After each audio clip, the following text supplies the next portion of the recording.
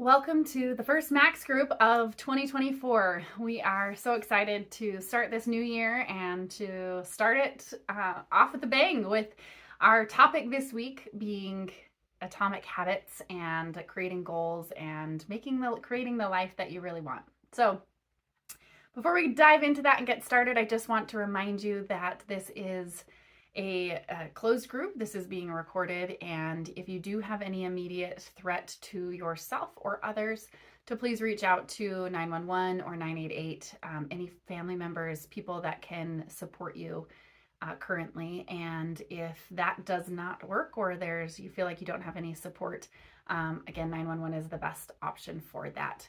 As always, if you have questions or there's comments or things that you would like to reach out to us, please feel free to reach out to me, Chelsea Peterson, the owner and director of Cache Valley Counseling. And you can do that by emailing me at info@cvcounselingservices.com, or you can call our office. Again, thanks for tuning in. We hope that these Max groups, they originally started so that people could reach out so that we could have a support system for people who were either in therapy or support after therapy. And they've been beneficial. We've had a lot of people rewatch them, but we have not had a lot of people actively participate in the group. So we are going to be doing just a recorded version of that currently. So kind of a change up of things in 2024. We won't be doing the live version anymore. That may not always be the case. We may be thinking of another way to incorporate the live version of a Max type group or a group of sorts that can still be of support to you. So that might be forthcoming. But for now, these Max groups that have been happening live every week for the last year are going to be pre-recorded. So lots of great information coming out, but you can watch it at your own time, on your own speed. And hopefully that will continue to be helpful for you. So this week, I wanted to focus on, again, it's a new year. Happy 2024. This is the first week in this, and as we've all sort of been reflecting on, or maybe not all, I shouldn't generalize people, but most of us have been closing out 2023 and preparing for 2024. And as we do that, I just want to give you some great information about habits and goals as you continue to prepare and change for 2024. So I love this time of year, not only because of Christmas and the holiday season, and sometimes most of the time it's a time to kind of spend with family and just have a little bit more downtime, change up in schedules, things like that. It can be really, really fun and really helpful. I particularly love this time of year because it also gives us a chance to reflect on the years that have passed, the current year that we are saying goodbye to, and the one that we are welcoming in. And it's a great time and opportunity for people to pause and reflect on what went good in 2023, or the year that we're closing out. What didn't go so good? What you wish was different, or what would be different? And as I got thinking about this Max group and kind of my own reflection of 2023 and 2024, I really got thinking that it's not major changes. Yes, major changes in life can be really helpful, but it's the small daily things that we do every day that creates change in our lives. That's what happens with clients. That's what I see happen on a daily or weekly or monthly basis for them. And it's the small things. And so that led me to think about, what really creates those change is habits. And one of the best books I've ever read on habits and creating habits, or creating habit or change in your life, is Atomic Habits. It's written by James Clear.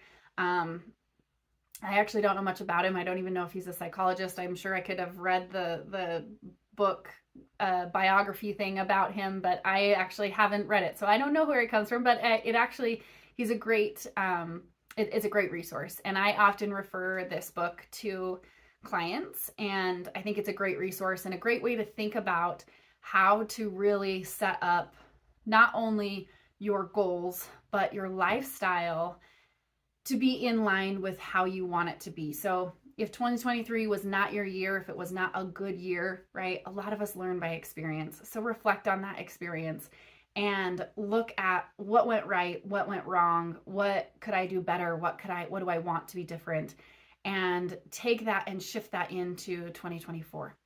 What are the things that went well? What did I have control over? What did I have power over? What didn't I have power over that affected my outlook in 2023? Those are going to be the things that can create habits that you do daily, right? Just the other day, I was talking to a client who has had bad habits in the past. Not necessarily anything crazy, but has had occasional problems with alcohol, has had occasional problems with pornography, has had occasional problems with, and again, nothing lifelong, nothing sustaining for long periods of time, but just kind of different bouts. And we were talking about, when does he feel like I'm winning at life? Like life is going pretty good. And his reflection, not mine, but his reflection was like, when I'm doing the small daily things that I know affect my own happiness. I can't control the weather. I can't control, the stock market. I can't control politics.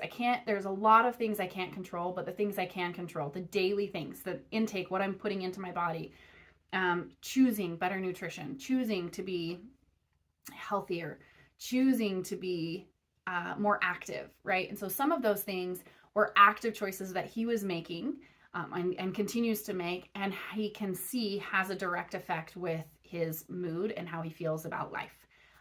Many of us, I think if we were being reflective and being honest, would be able to come to that very similar conclusion, if not the same conclusion. But oftentimes those daily choices, especially coming off of the holidays, I just kind of chuckle because I think I eat nothing but sugar, right? There's so many good sweets around, and sugar cookies and Christmas crack and just all these yummy things around. That's what I fill my day with. And I sit around doing puzzles and playing games, and it's great fun, but I don't feel super awesome. So during the Christmas break, I got a chance to get out and go skiing a couple of times and go to the gym, and I definitely look forward to those days because I can get myself moving, and I know that that's important for me. It's important for our mental health to get moving as well, and to be aware of the things that we're taking into our bodies. Okay, getting back to, sorry, that was a little tangent that I went off on there, but hopefully, again, as you're looking at reflecting on 2023 and you're reflecting how you closed it out, maybe how do you want to start 2024, and how do you want that to be the same or different than 2023? Atomic Habits, like I mentioned, James Clear is a great book. It's a fantastic book for creating great habits. And good habits really are things that happen every day that then create the lifestyle and changes that we really want. And so as we're doing that, James in his book talks about how to do that. So I'm going to go over the 4 laws. He breaks it down into 4 laws, and I'm going to talk about each one of them very briefly. And again, it's a great book. I would recommend. It's a fantastic read. Highly recommend it. But just giving you the highlights here of this book. But how to create a good habit. So law number 1, the first law, is make it obvious. So he suggests that you go through your whole day and you write down, like, what do I have to do every day? So what time I'm setting my alarm and I wake up, and do I snooze the alarm? Do I not snooze the alarm? Do I then get up and eat breakfast? Do I take a shower? How do I get ready? And so all of those things you go through and literally write out what it is that I do in my day. As you write them down, he suggests kind of scoring them, giving them a plus or a minus. Is that a good habit or a bad habit, right? If I get up and I have my morning cup of coffee, do I like that? Sure, I might like it, but do I need it, and is it beneficial to my health? Sure, may or may not, I don't know, right? So however you feel about that, do I wish that I didn't have to rely on a cup of coffee to get me going in the morning? Maybe I might mark that as a negative, right? So he suggests going through everything throughout your day, Do I brush my teeth? When do I brush my teeth? Do I brush my teeth and then go eat breakfast? Do I eat breakfast and then brush my teeth? Do I take my vitamins? Like all of those things, list them out and give them a plus or a minus and kind of just indicate whether they're a good habit or a bad habit. And then he suggests going through and use habit stacking. So if you're, first he suggests using implementation intentions. I will blank, the behavior at time and location. So as you're looking at your habits, if there is a habit that you would like to change, I would like to stop smoking at my 4 o'clock smoking break. I would like to stop eating as much sugar. What are the things that you would like to stop doing or the things that I would like to do? I would like to pray every day. I would like to call my mom every day. I would like to blank every day. Whatever is the behavior is that you would like to do or not do, those are the things that you're going to implement, and you are going to find in your list that you have listed out where that might fit best. Then he suggests using habit stacking, which is after your current habit, I will do the new habit. So after I brush my teeth, I will take my vitamin, right? Let's just say that this is a true goal that I have. I am terrible about taking vitamins. I'm pretty good about taking them when I am pregnant with my children. And then as soon as I have a baby, I don't take them anymore, which is the time that I need them most. Anyways, so a goal I have for this year is I will take my multivitamin, and I have decided I'm going to pair that with brushing my teeth in the mornings. And so after I brush my teeth in the morning, I will take my vitamin. So as you're pairing that, if you pair it with a habit that you're already doing or something that you're already created that it's not a problem for you, then that will help you. He suggests that helps doing the new behavior. And then making sure that you design your environment, make the cues of good habits obvious and visible.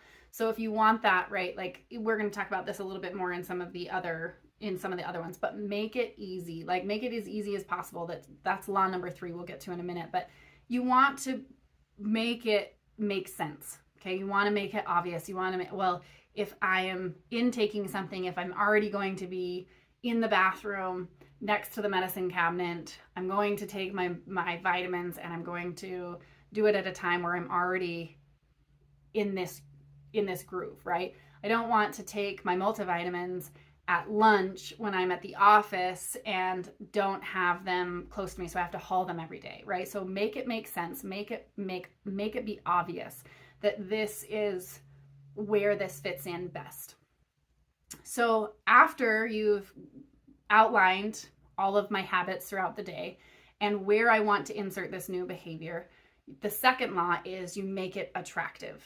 Okay, so you really want to make it something that you're already, that makes it easy to do, right? I'm taking my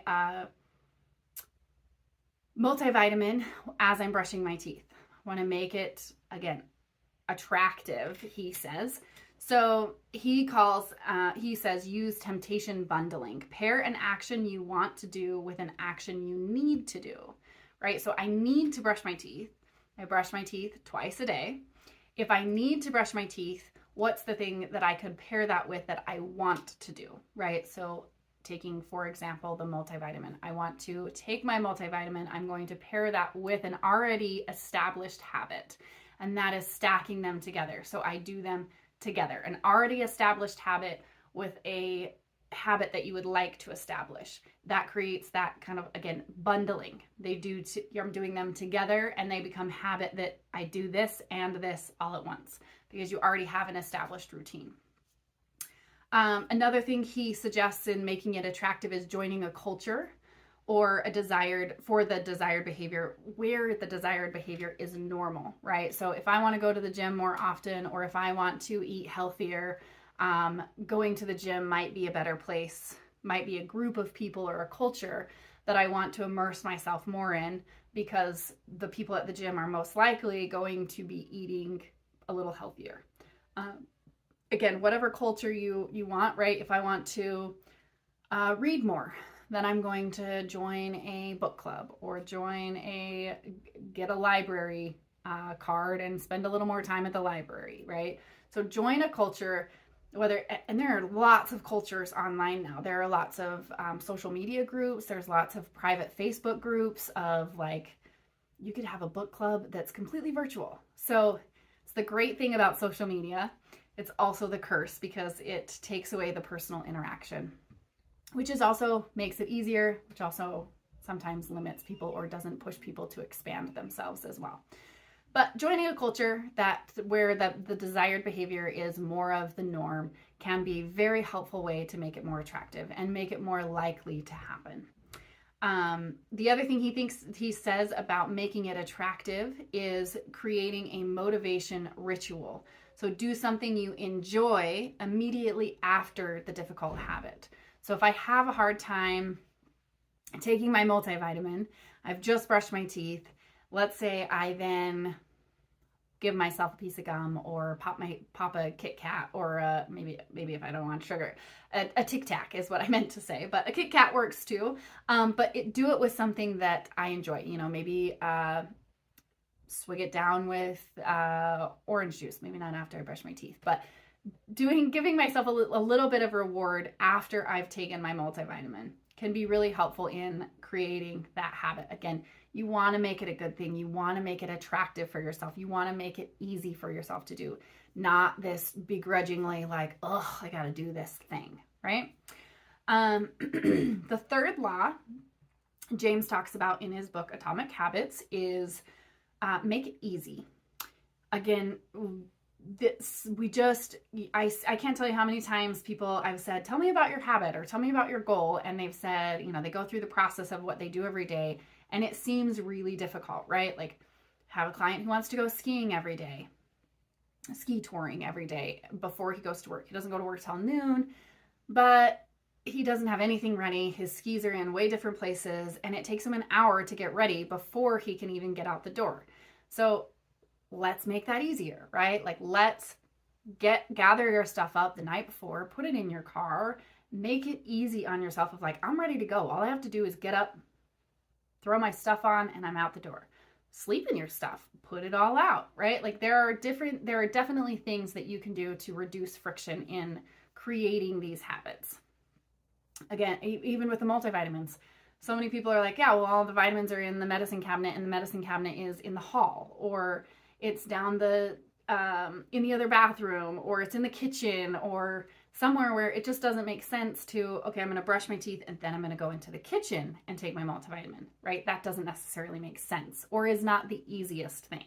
So reducing friction as much as possible, reducing the space between one habit and the next, right? So taking the multivitamin and putting it on my counter in the bathroom where I can see it visibly and I look at it as I'm brushing my teeth, right? That will help me take care of that habit that I'm trying to form, that those two things are paired and go together. He also talks about optimizing the small choices that deliver oversized impact.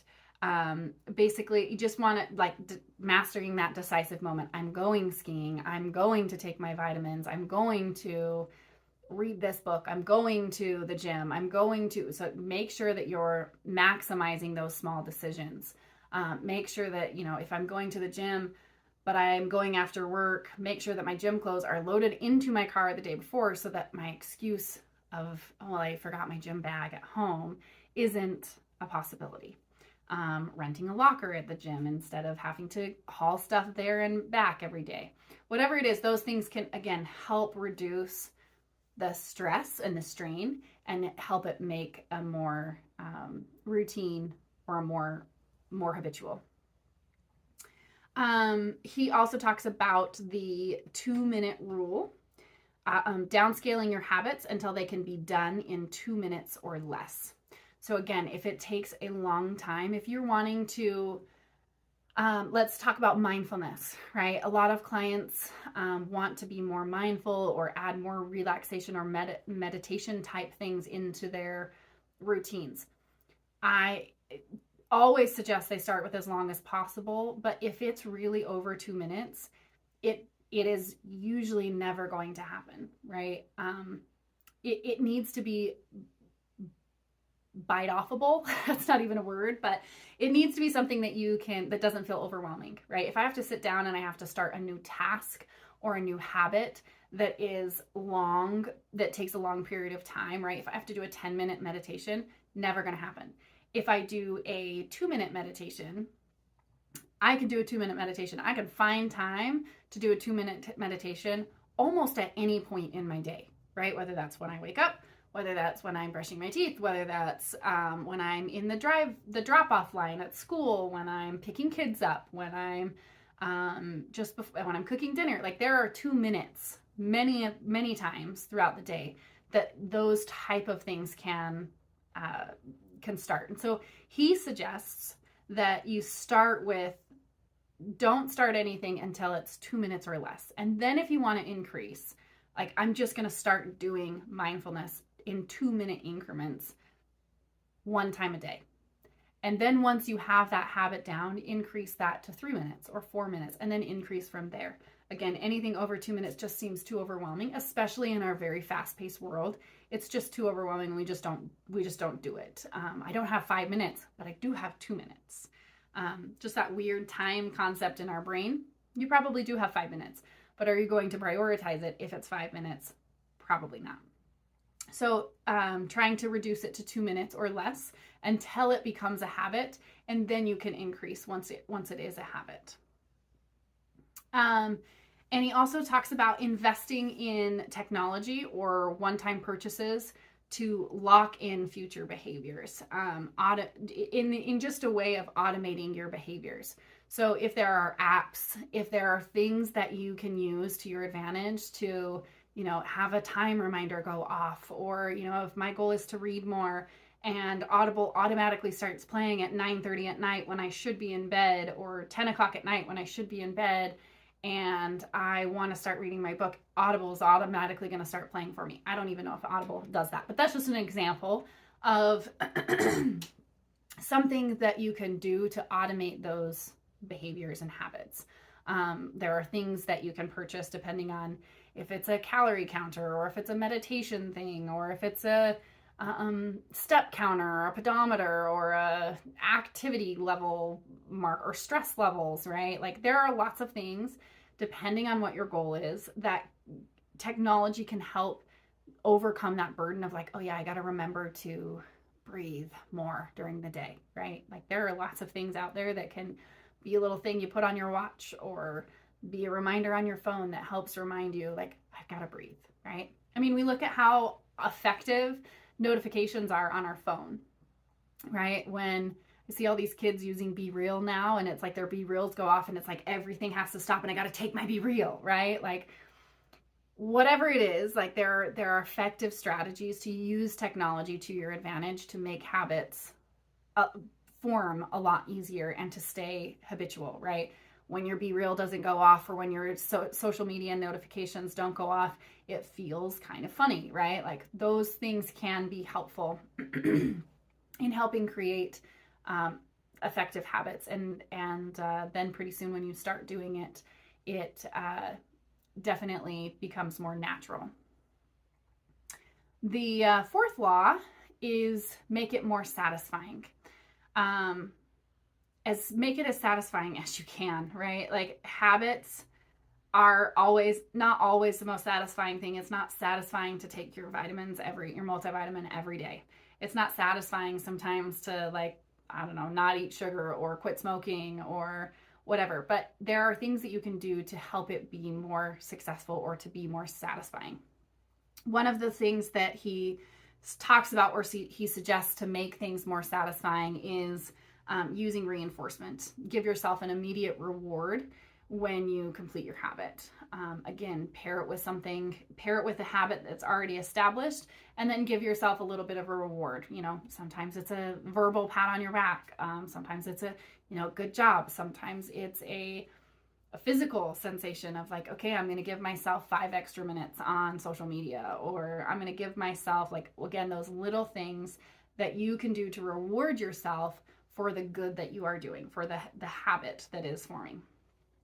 Another thing that he suggests is keeping a habit tracker, which can be a blessing and a curse. Some people love habit trackers, and they love making the little marks, and it's very satisfying to see that grow. And it can be incredibly effective once you've had continued success of not wanting to break that chain. So I'll give you an example of this. I have been working with a client who has struggled with pornography and has had a pornography addiction. And every day that he has abstained from his addiction, he has made a mark on a tracker that he has been using. And to not break that tracker, right? Like to not put that mark, to not be able to put that mark because he's gone so long now, feels really devastating to him. And so part of his motivation and part of his being able to abstain is to him thinking about, like, if I can't make that mark on my habit tracker tonight, like, I'm going to be pretty disappointed in myself. And so he's able to put safeguards in place to be able to abstain from that. Same thing could go with, I'm going to drink water. I'm going to drink so many ounces of water every day. And as I create that habit and put those, do all the things that we've talked about, and as I create that habit tracker and I'm able to make that mark, again, as I see success, our brains like being happy. They want to be happy. As we see those things, our body starts to get these dopamine hits, and dopamine is a rush of adrenaline. Well, it's not of adrenaline, it's a rush of a dopamine that literally makes us feel a little happy. And so whatever way that you can give yourself a reward, right? Whether that's a reward, whether that's a habit tracker, whether that's, sometimes doing nothing, right? A lot of us are afraid of doing nothing, that we're going to be seen as being lazy, or that, sometimes it's like, we're not filling our time with something. And so therefore we're bad, or we're not good, or those sort of things. And that there's a whole other group I could do on that, and that line of thinking. But for this, right, like make doing nothing enjoyable. If you when you avoid a bad habit, design a way to see the benefits of doing nothing, right? If I'm not smoking and I am sitting here doing nothing, it's actually better than not smoking, right? Can I make that more of a reward and more exciting and more enjoyable for myself than the latter? And so, those are just some things that he suggests from his book. Again, I've seen it be very useful and very powerful for many people, clients who have read the book. Myself, I use some of those principles in my own life, and have found it very, very significantly impactful to many people that I have worked with. One last thing I did want to mention is habit tracking, right? Some people do get caught up in the perfection of it. I don't want to miss, and if I miss, I'm a failure, and then I give up completely on my goals. If I miss once, it's not good enough. You don't want to set yourself up when creating goals and habits going into 2024. You want to set yourself up for success. You are not going to be perfect. No human is. And there might be people who get really good at a habit, but it takes practice, and it takes determination, and it takes motivation to stay with it. And so whatever the habit is. And so one of the things that James talks about in his book is also never missing twice, right? And so if you think of a 7-day week, if you miss once or twice in that week, great, but not great, but you're more than 50%. If you miss 3, you're still more than 50%, right? Don't completely throw in the towel. Don't get too caught up in like, oh, well, it's not perfect, or I wasn't perfect at it, and so therefore I can't do it. Don't get too caught up in that. But think about, again, I'm over 50%. Try not to miss twice in a row, but using that 7-day calendar, right? It starts over in 7 days. And can I not miss twice in a row for this week, right? If I'm talk about never or always, those are two big chunks of time to be successful. And so we got to narrow it down to just a few days. And then, can I do it today? Well, I can't do it today, but I can do it tomorrow. Okay, I'm going to focus on tomorrow. I can do it tomorrow, get it done tomorrow, and then I miss the next day. Dang it, I'm going to try again the next day, right? And that, to start those habits, again, it's a really good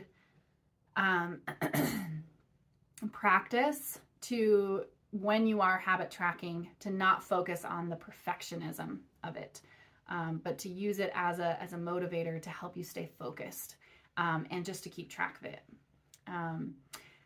Again, welcome to 2024. I'm excited for this year. There's a lot of big things happening at Cache Valley Counseling, and new things and exciting things, and I'm excited to continue to help people and find ways to get good, solid information out that can help people improve their mental health, because we are all struggling in one way or another. And it's great to have a support system who you can rely on and can feels like it's speaking to you. So hopefully that's this. If that is not this group, hopefully, or this one specifically, it might not be me, but maybe next week, again, as you listen in and tune in, there'll be nuggets of information that you take throughout your life to make your 2024 the best year it can be.